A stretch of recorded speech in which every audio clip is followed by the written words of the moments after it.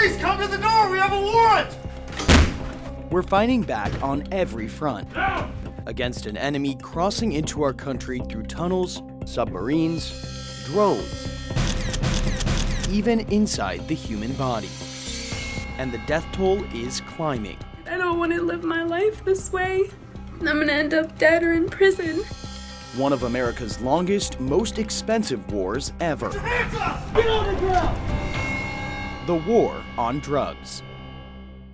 To date, it's cost more than our wars in Afghanistan, Iraq, or Vietnam. So after more than 40 years of fighting, I wanted to find out, are we winning this war? My investigation took me around the world, down a rabbit hole to places few people go. When you go on patrols like these, do you ever get nervous? Witnessing things I couldn't believe. In the bumper, we found 25 to 30 pounds of crystal meth. An underground world of drugs and violence. This is a house that was caught in the middle of a gun battle, and you can see that it was sprayed with bullets. People are just using it out in the open. I have to admit, it's pretty shocking. When you see the scars on your arms, what do you think?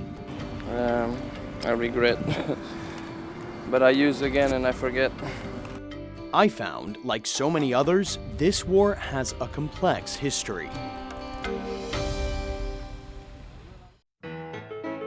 Recreational drug use really surfaced in the US in the 1800s, after the Civil War, and drugs like opium, heroin, morphine, and cocaine were legal. In the 19th century, so long as most consumers of opiate drugs were middle-aged white women, nobody thought to make it illegal. Cocaine was widely used in the late 19th century. Coca-Cola had cocaine in it until the year 1900. But because of rising addiction rates and a rising concern of crimes by minorities on drugs, the US passed its first drug ban in 1914, which made it illegal to manufacture marijuana, cocaine, heroin, and morphine. But what's considered the modern drug war didn't come about until the late 60s.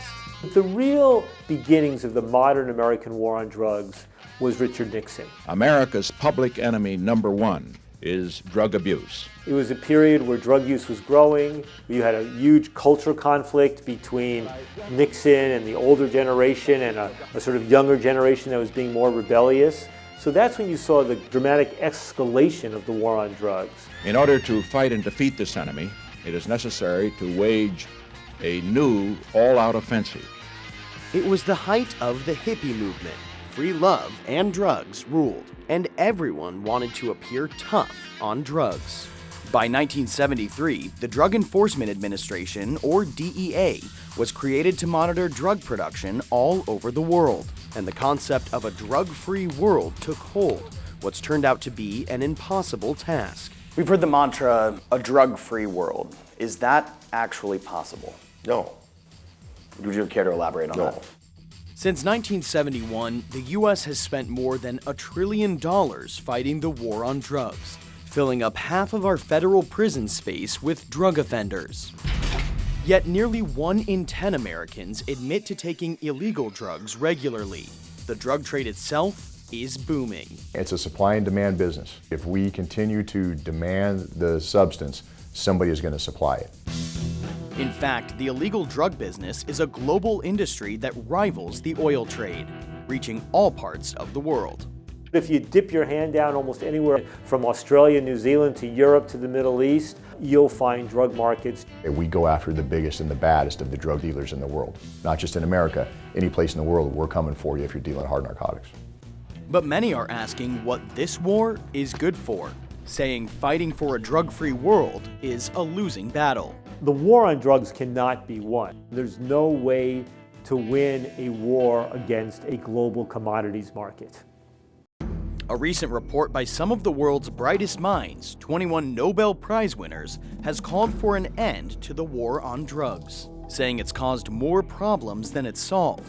An unfair jail system in America, an industry run by violent gangs who operate in the shadows, stronger terror groups, and no major impact on addiction or drug abuse. Is it time for us to surrender?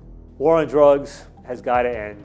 It's crazy to keep spending all this money locking people up, throwing money down the drain on approaches that don't work. At what point would you call off the war on drugs? I don't think you can call the war any more than you would want to call off the war on poverty.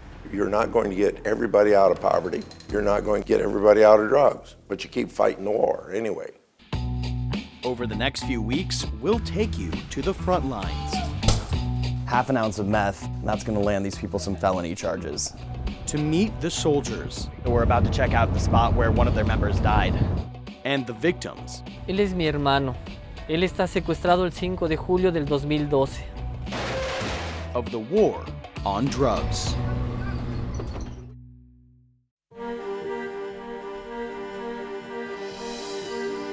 I don't want to live my life this way. I'm gonna end up dead or in prison. I think addiction is just a monster. Mariah Powers shot up heroin for the first time at the age of 16. My first high was very intense. It was an extreme feeling of euphoria, and I felt like, honestly, like I was floating on a cloud. Becoming a prisoner of an abusive relationship with the drug. I didn't know that that first hit would ruin my self-worth, my confidence. I'd never thought doing it one time would ruin everything in my life. Her heroin love affair took her on a downward spiral, hitting rock bottom. She filmed this video at her breaking point. I want my life back, and I am ready. I'm so ready to stop. My veins were collapsing in my body, and it was hard to find somewhere to shoot up. And I was crying because I couldn't find a vein, and there was blood all over me because I was just sticking a needle, you know, in my body. For Mariah, like many addicts, the need for drugs outweighed almost every other aspect of her life. That's because certain drugs have powerful effects on the brain. Addiction, how we define it in medicine, is disruption of psychosocial functioning, basically. Failing to meet major obligations like school, employment, taking care of your family. Other things potentially include withdrawal symptoms or tolerance to the effects. Your brain is full of neurotransmitters like dopamine, serotonin, and norepinephrine. Certain drugs cause those neurotransmitters to increase, others cause them to decrease, and some users get addicted to the effects, making it difficult to stop. So when you take drugs, you cause some disruption in the functioning of certain neurotransmitters. All of those neurotransmitters are important for mood. With stronger, more dangerous forms of drugs being made, overdoses, excessive doses of a drug, are sweeping through towns and cities across the country, many of them deadly. And widespread abuse of opioid drugs like Vicodin, Percocet, Oxycontin, and heroin have been largely to blame. In 2014 alone, more than 47,000 people died from drug overdoses, approximately 125 per day. I've had a lot of friends die from heroin overdose. On Facebook, I know for a fact every day I'm seeing rest in peace so-and-so. Do you ever look at some of those Facebook posts and think, that could have been me? Absolutely, every time. And it's very scary because I didn't take that seriously. I was so deep into my addiction that when I would overdose, it didn't feel like a big deal, really. If people have limited opportunities, they have nothing better than to engage in that drug use. Author and neuroscientist Dr. Carl Hart has devoted much of his life to understanding addiction. He argues that while drugs affect the brain, picking up the drugs in the first place is still a choice addicts make, often to cope with other things in their lives. If someone is depressed, or if someone has some other psychiatric illness, anxiety, they certainly are more likely to become addicted than someone without those disorders. In a 2013 experiment, he observed drug addicts for 2 weeks in a controlled environment. Each day, the addicts were given the option of a dose of their drug of choice or cash instead. He found that more often than not, subjects chose money over drugs, suggesting that outside environments play a big role in addiction. And while Mariah didn't choose to be an addict, she agrees. They say it's a choice, and you know what? Yeah, picking up alcohol when I was 12 years old was a choice, but becoming a heroin addict was not something that I chose to be. But she also says it's important to remember drug users and addicts are people too. I think a lot of people have a common misconception that there's something wrong with us morally, that we can't tell from right or wrong, or that we're just naturally born horrible people, and that's not the case. Right now, at this moment, can you say that you're done with heroin, that you are broken up with that drug for good? For today I am, and yesterday I was, but to say that tomorrow I'll be sober, I can't tell you, and to say that I'll be sober for the rest of my life, that's not something that I can promise. Stronger and more determined than ever, she knows only time will wash away the trauma of her past, but some things will never go away. No matter what's in the water, there can be garbage, there can be all of these things, and you can clean all that stuff out, and it's still the same water, but it looks a lot better. Same with an addict? Yeah, absolutely. I'll never stop being a drug addict, and I'll never stop being an alcoholic, but I can always be in recovery,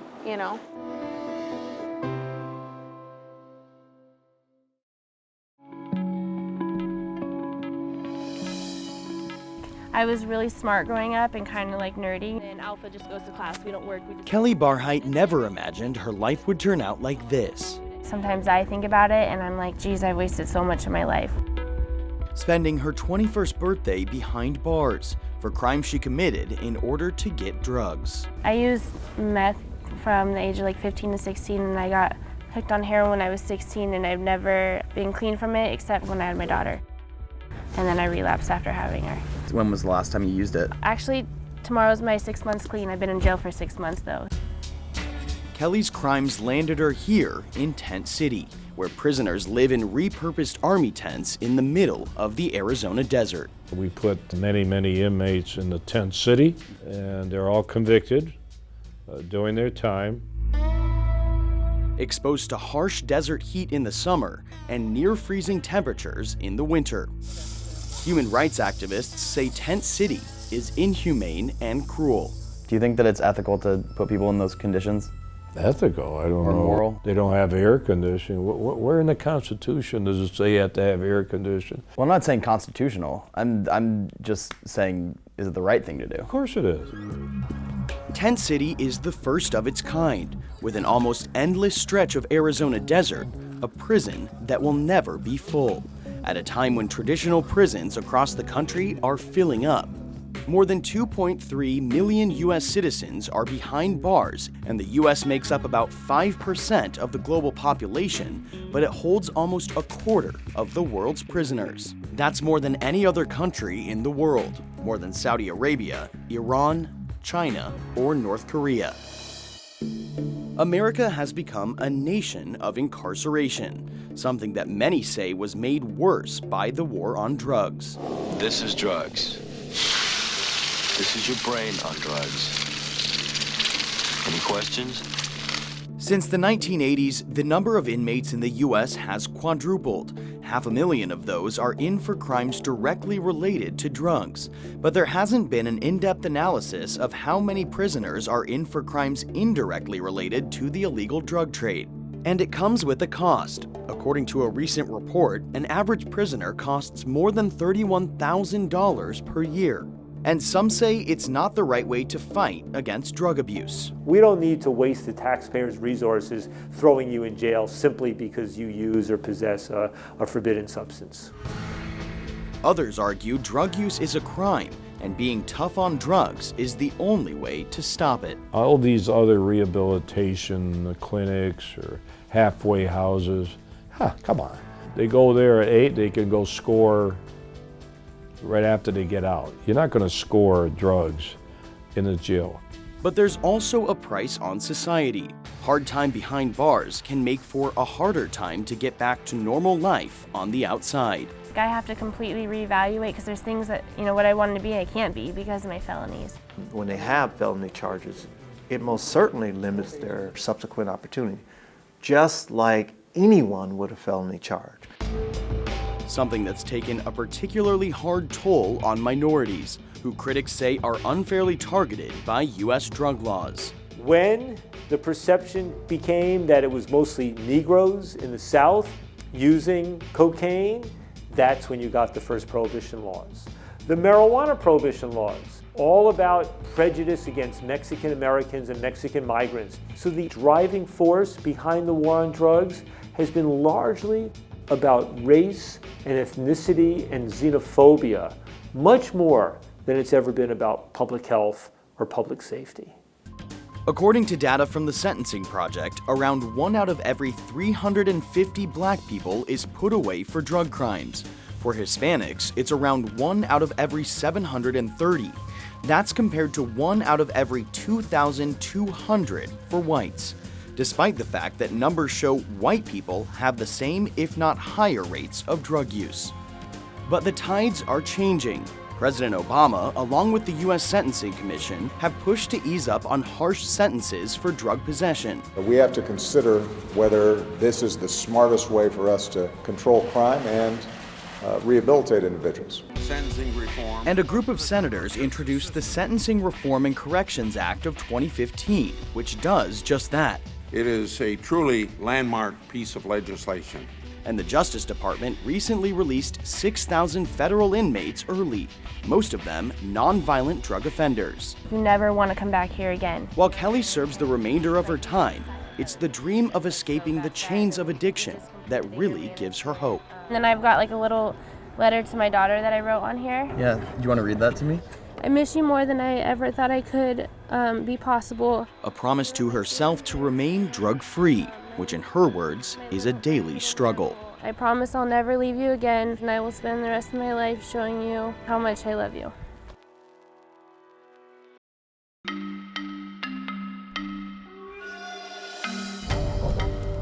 Early morning in Omaha, Nebraska. Most of the people in this Midwestern city are fast asleep, but the Drug Enforcement Administration is hard at work. Get your hands up! Get on the ground! Trying to shut down a drug ring. Police with the warrant! Open the door, now! This raid behind me has taken 2 months to set up, but it's part of a larger investigation that's been going on for almost 2 years. A big-time operation in small-town America. One example of the estimated $15 billion spent every year to crack down on the drug trade. That's $500 per second. Police, come to the door! We have a warrant! Money funding the troops taking down enemy number one in this war, drug dealers. With this game of cat and mouse, what's the challenge when all the houses look the same? We have to use, intelligence and information to lead us to a specific location. There is no red beacon flashing on top of this house saying that, come get me, I'm a methamphetamine trafficker, I'm a drug trafficker.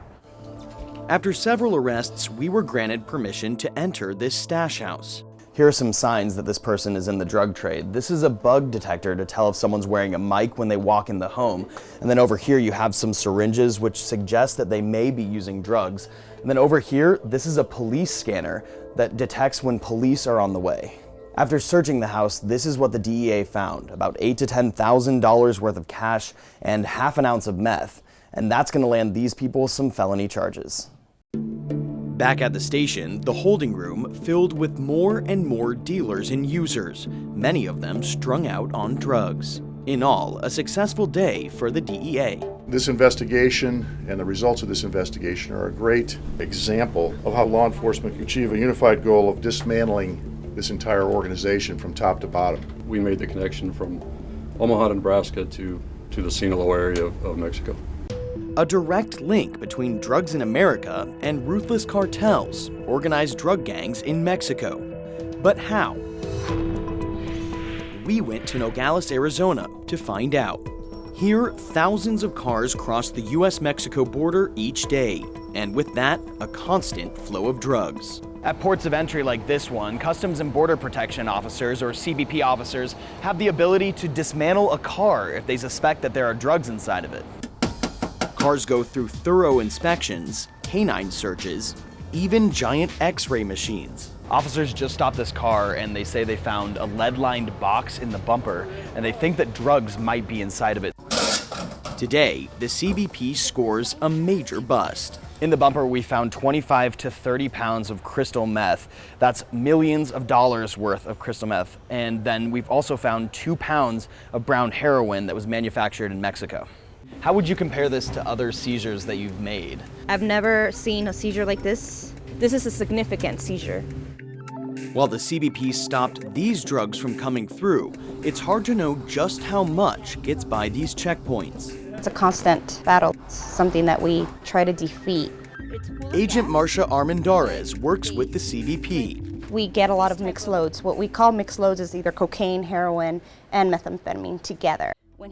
She's seen firsthand the crazy lengths people go to get drugs across the border. Women use their own kids to strap drugs on them. Our youngest has been a 12-year-old. Wow. You have to be alert and, talk to these people, ask them where they're coming from, get their story straight, and not underestimate anybody. Unfortunately, that's the way it is now. Here in the CBP trophy room, some of the most elaborate examples of what they've confiscated. This is actually the whole transmission, and you could see where they hide their drugs. Wow. And with cartels getting more and more creative, it's undeniable that thousands of pounds are crossing over from Mexico and into the hands of Americans each day, highlighting an enormous demand. According to the US government, Americans spend $100 billion on drugs every year.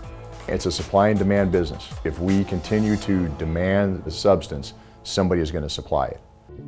Cartels sell the drugs, Americans buy the drugs, and law enforcement makes drug arrests. And the vicious cycle of the war on drugs goes on and on and on.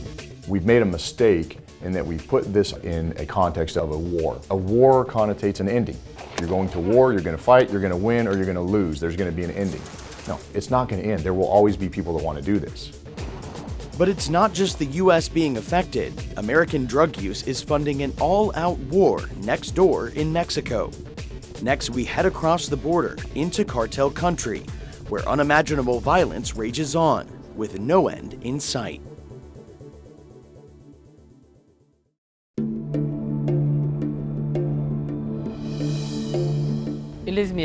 This is my brother. He was kidnapped on the 5th of July, 2012. It's been more than 3 years since Mario Vergara's brother simply vanished, and still, he's without answers. We were afraid because they were threatening us, to kill us. It was a big mess after we told the police, and the Mexican officials did nothing about it. With no help from the Mexican government, Mario's been forced to search for his brother by himself, leading him to fear the worst. We walk around a hill and we find mass graves. We walk to another hill and we find more mass graves. Iguala is carpeted with mass graves. Here in his hometown of Iguala, the search for missing loved ones, Mexico's Desaparecidos, has grown from just a few families into the hundreds. Many of the missing are innocent victims caught in the crossfire of drug gangs fighting for control. We head up into the mountains. Here, it's remote and quiet, an eerie peace, the sound of the dead. The human smell like when the milk is rotten. Oh, I do smell it. It smells pretty ripe. Es chica, un cuerpo salió. Mario shows us where body after body has been removed. More than 100 graves in a space smaller than a football field. It sounds like the more that they work, the more mass graves they find, which would suggest that, they're only scratching the surface. When the bodies are removed from these mass grave sites, nothing is left behind. Not a tombstone, not a cross, nothing to remember the people who died. In fact, the only thing left behind on this mass grave site was a human bone. A haunting reality for many parts of Mexico, where the war on drugs is literally a war. Since 2007, the year the drug war in Mexico began, an estimated 164,000 people have died here. Mexico's former president, Felipe Calderón, along with the Mexican Army and Navy, waged a full-on offensive against the cartels, drug gangs that controlled different areas in the country. And the United States has spent millions of dollars supporting Mexico's war on drugs. When Felipe Calderón took over as president, he had a philosophy, and that was he was going to crack down on the cartels.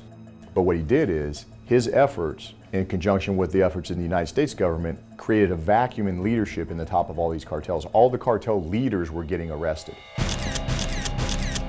So the drug gangs became more violent to maintain control of their turf, killing anyone who went against them, including journalists, police, even politicians, and paying off law enforcement so they would look the other way. Illegal drugs in Mexico are a multi-billion-dollar-a-year industry, with most of those drugs being sold to Americans. Many say if we stopped buying their drugs, lives would be saved. Mexican cartels funnel the drugs from South America, Central America, and Mexico across the border to U.S. buyers. The drug gangs collect their money and even buy American guns to take back to Mexico, fueling an epidemic of violence and making the cartels even more powerful. The recent capture of one of Mexico's most notorious drug kingpins has revealed just how powerful the cartels are.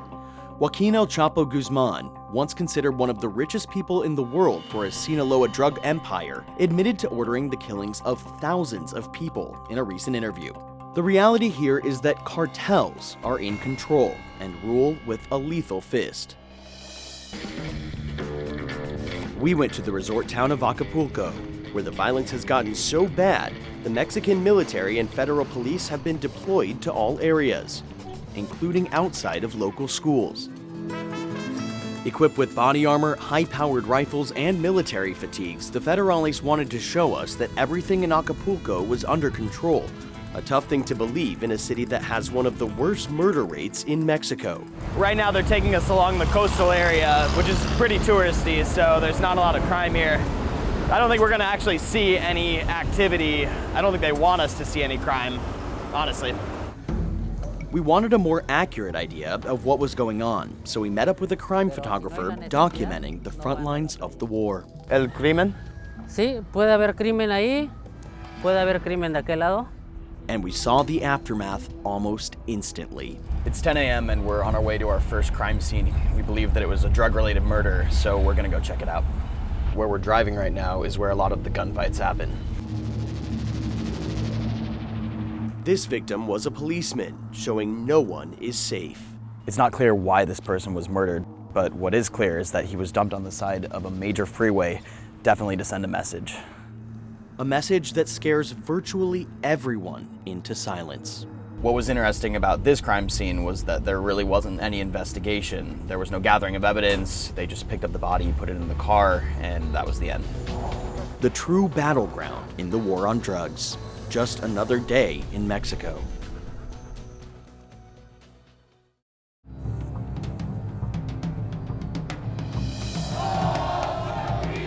In the heart of Mexico's capital, and in cities all over the country, thousands, after living a decade under violent rule of drug gangs and corrupt police and politicians, have found the courage to speak out and fight back. Their breaking point, when everyday people were willing to risk their lives, came back in September of 2014.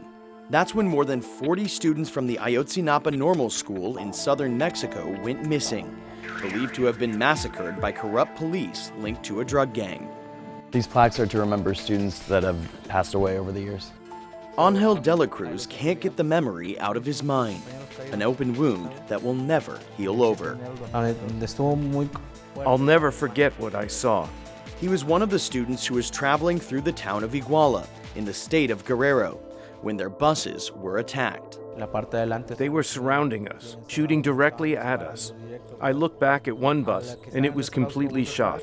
The aisle was covered in blood. There was a lot of blood on that bus. 6 were killed on the spot, and 43 others were loaded into cars and vanished, never heard from again. The incident sparked protest, police clashes, a fire within the Mexican people to demand an honest investigation, also calling on the U.S. to stop funding the Mexican drug war. According to government reports, the students were executed and their bodies were burned. Nearly 100 people were arrested in connection with the disappearance, including the mayor of Iguala, the town where the students were last seen. But an independent investigation says there's no evidence to support the government's claims, and since then the case has been reopened. Most Mexicans, like Angel, believe more people were involved, and true justice hasn't been served. The government is responsible for what happened. Do you think this act of violence was brought on by the war on drugs? This crime is a consequence of the war on drugs that burdens Mexico. Politicians have to tie themselves to the drug cartels in order to win elections. They say the government is paid off by the drug gangs and can't be trusted to protect the people. They don't want to help us because they can, but they don't want to. Here we have no confidence in the government or the military. That lack of trust is something felt throughout Mexico, especially in rural Guerrero. It's so dangerous here, the government and law enforcement have abandoned the people, so residents have picked up guns, forming their own vigilante militias called autodefensas. They say they're protecting the communities from cartel violence. Good to see you. Hey. We heard this area, a drug hotbed, was teetering on the brink of chaos. Because these groups aren't sanctioned by the government, they have to work with what they already have, and that means old guns and very few resources. Their youngest members, just teenagers like Edgar. ¿Por qué participas? The war was tearing apart my home. I'm tired of the violence. Es más importante proteger la comunidad. Sí. He joined this vigilante group when he was just 16. If we don't protect the people here, who will? If we don't do anything, no one will. We can't just sit here and do nothing. But down here, it's not so simple. Some vigilante groups have been accused of working with the cartels. About to go on patrol.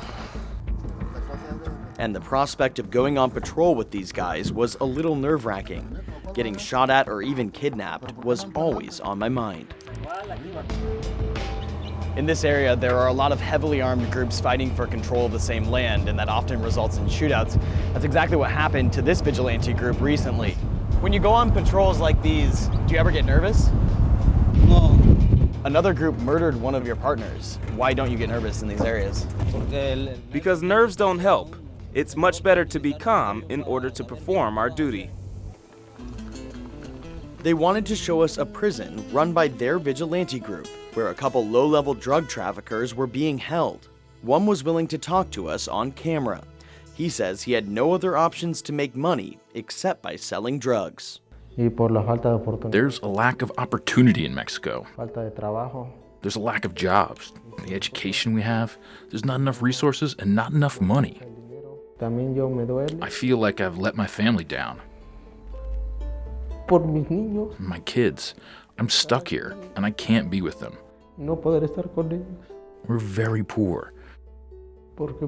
And no one else can provide for them except me.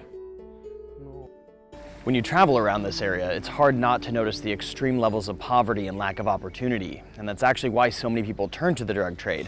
It's their only source of income and a chance at a better life. A choice that often thrusts innocent people into the line of fire, like the residents of this home, which was the site of a shootout between vigilantes and criminals.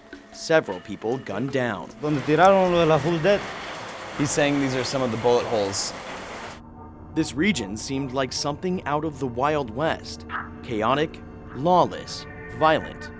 Guerrero is a cemetery. All of Mexico is a cemetery. Wherever you look, you're going to find mass graves.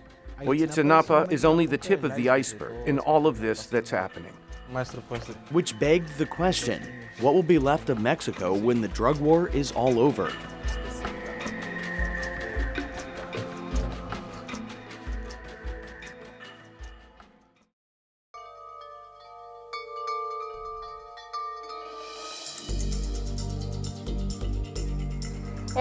Maria Carmona and her co-worker Rita see the front lines of Portugal's war on drugs every day. But here in Portugal, they fight their war a little differently. Boa tarde, equipa de rua. Equipped with clean syringes and other medical supplies, they head out to take care of Portugal's drug users. How hard is that? To see some people who are making destructive choices and to just be like, okay, you know, it's your choice. We try to see them as an individual, like one of us. If they want to use drugs, they use. Portugal has taken probably the most extreme stance on the war on drugs. Here, using drugs isn't a crime. It's actually considered to be a health issue. They haven't legalized drugs, but simply decriminalized them. That means a user won't get arrested or go to jail for personal drug use. If I were on the street and I had a bunch of weed, what would happen? Depends on the amount. If it's a small amount, like 3 grams, you'd go to treatment. What would happen to me if I had heroin? It's the same. Anything below a gram of heroin and you'd go to treatment. What about cocaine? Once again, it's the same thing. Anything below 2 grams of cocaine and we'll just send you to treatment. This small European country, roughly the size of Indiana, was once the center of a widespread heroin epidemic. It was common to see drug users dying on the streets, or that they have to cut their arms or legs. Starting in the 1980s, it's estimated that 1 out of every 100 people was addicted to heroin. Things got so bad that in 2001, they changed their laws, allowing people to possess small amounts of any drug. And the results have been mostly positive. Since 2001, the number of drug deaths has dropped by 80%, to the second lowest in the European Union, and the total number of heroin addicts cut in half, pushing several other countries in Europe to adopt similar drug policies, an outcome many didn't see coming. There was some fears that Portugal would become a tourist haven for drugs. And you had to, think, this is crazy. This is crazy. Yes, we had a lot of doubts about the law, but eventually we understood that there was a need to get these people help rather than throw them in jail, and it's worked very well. Here you can buy drugs 24 hours per day. Police say their relationship with drug users has actually improved, something we saw when we went along with Lisbon's undercover narcotics division. Police focus most of their efforts going after drug dealers, while the users are either fined or sent to rehab. The thing that I find most shocking about the reactions when the police approach drug users is the lack of reaction. They don't run, they kind of stay there, they act calm, even friendly to the cops, and that's definitely not what it's like in America. When the police leave, are you guys gonna purchase drugs? Okay. I come here to buy drugs. I go put, yes. Yes? Of course. Close to the police is not possible. With fewer drug crimes, Portugal only devotes about 10% of its resources to law enforcement operations, leaving roughly 90% to treat users. We give them what they need. The clean supplies. The clean supplies, so they can use drugs in a safer way. But Portugal's system, while effective at treating drug abuse and addiction, is far from perfect. Here in Lisbon's Casal Ventoso neighborhood, used needles litter the ground. Do you use cocaine or heroin, or what do you use? Both of them mixed up. What do you think of programs like this? I think they're excellent. It's like a miracle. No one would care for junkies. So. This area was once known as Europe's drug supermarket, but it's been reduced to just a few rundown buildings. Still, the relentless hand of heroin has a chokehold on those who remain. You know, this is an area that's pretty run down and people are just using out in the open. I have to admit, it's pretty shocking. Groups of people huddle around each other, shooting drugs into their veins. When you see the scars on your arms, what do you think? I regret. But I use again and I forget. Are you ever scared of catching a disease or anything? No, I've got it. I've got HIV, I've got hepatitis C. You've already got a lot of things from drug use? Yeah, but from a long time ago. It's hard to watch, a heaviness I can't begin to describe.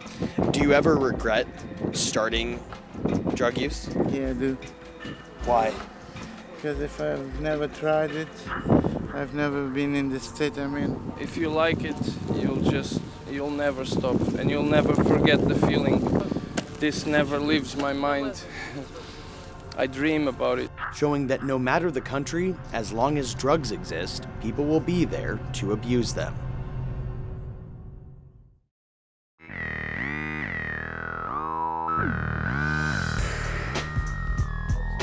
Tell me what kind of high you're looking for. At this dispensary, Erica Pilch says her staff can barely keep up with the demand for marijuana. We get them from all over, everywhere.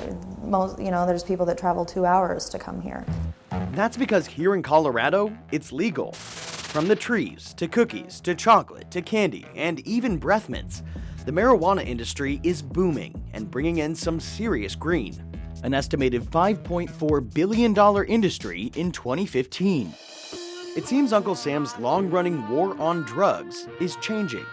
23 states now allow some form of medical marijuana use. So far, 16 states have decriminalized marijuana, meaning you won't go to jail for simple possession. And 4 states in Washington, D.C. even consider recreational use legal for adults.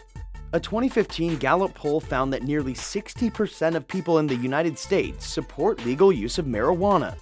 Supporters like Ethan Nadelman from the Drug Policy Alliance say it's a move in the right direction. When it comes to marijuana, I think the answer is legalization. Nadelman says not only are there medical benefits, but legalizing this drug would weaken cartels and drug gangs by taking the profits out of their hands and opening an entirely new economy for the government. We're never going to take the profit out of drugs. The real question is, are those profits going to be illegal and controlled by criminal organizations, or are those profits going to be legal and taxed and regulated? But those against legalization say it sends the wrong message, especially to young people, and would lead to an increase in users. Just like alcohol, after prohibition, you increase the use of it by 4 times. Same thing's going to happen on drugs. You think there are going to be more addicts, more drug use? I don't want to say there's more addicts, more this or that, but there's going to be more drugs consumed. And he's right. According to the National Survey of Drug Use and Health, marijuana use has in fact risen among adults. For teens, however, marijuana use really hasn't changed at all since states began legalizing it. But here's where it gets tricky. While some states have legalized it, the federal laws haven't changed, which means that agencies like the Drug Enforcement Administration are still seizing millions of pounds of marijuana. How much weed is this? That was only like a 25-pounder, I think. Okay, this is only 25 pounds. We're told the confiscated pot at this warehouse, which can hold millions of pounds when it's full, makes up just a tiny fraction of the total amount seized coming across the border by the DEA. Sling it over your shoulder. 50 pounds of weed, right here. And as our country is facing a growing heroin crisis, many communities are also considering different options to address the problem. For instance, the Angel program in Gloucester, Massachusetts allows drug users to turn themselves in to law enforcement and instead of arrest, receive treatment. I don't see an achievement in holding out a hand to help someone in need from law enforcement. I see that as a responsibility. But no one we spoke to sees the legalization of harder drugs as a solution. I think those are ones where I'm reluctant to say, let's allow them to be sold the way alcohol or cigarettes are. That's, I think, where we need to have much more innovative approaches, perhaps allowing people who are heavy users or addicts to obtain those drugs in restricted settings. It's clear we're at a crossroad. Our country's attitude about the war on drugs is changing, but the battle is still in full force. What evidence is there that the war on drugs is actually working? It goes up and down. Right now, heroin and cocaine epidemic. Sometimes it was methamphetamine. So I think you're going to find different figures for different times. Throughout my investigation, witnessing the drug use and the aftermath, and examining different policies around the world, I began to fully realize how complicated this war is, and why no one has seemed to find a way to win. Is it winnable? It's containable. Is containing a win? I think it's a success. I think if we save one life, it's a success. And I know that we've saved millions. But there's still a long way to go. Still a long way to go. Next month, the United Nations will hold a historic summit, a meeting of the world's leading experts on drug policy to examine the approach to drug laws around the world. And while it's unlikely, the international war on drugs could potentially come to an end. A drug-free world, we can do it, said the United Nations in 1998. But when the United Nations meets in 2016 in New York for their next great big General Assembly on drugs, you're not going to hear that rhetoric anymore. And while there will always be drugs, a drug business, and drug users, it might mean a change for the battlefield.